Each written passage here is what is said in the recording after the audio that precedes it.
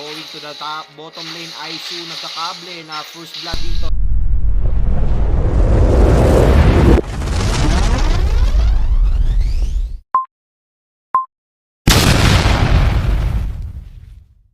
Doon medyo pulado ang ating susin Kiara Fox, pulado pero nag-flare lantern. Si Jello naman sa bottom lane, yung Fanny nandoon, nakasalubong nga si Nola, ang mga kaibigan na kablehan cutthroat ang inilapag agad ng turtle area.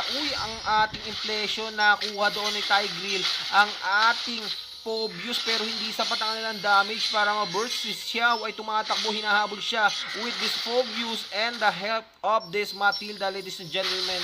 Pero yung mga flare lantern na nanggagaling kay Kiara Fox, yung ating Fanny nagpapaikot-ikot with the cable doon. Ating Moscow, pero inatalon lang siya with the demonic force. Dito nga po the top lane, yung Fanny gusto sanang umabot pero hindi, kinapush siya doon.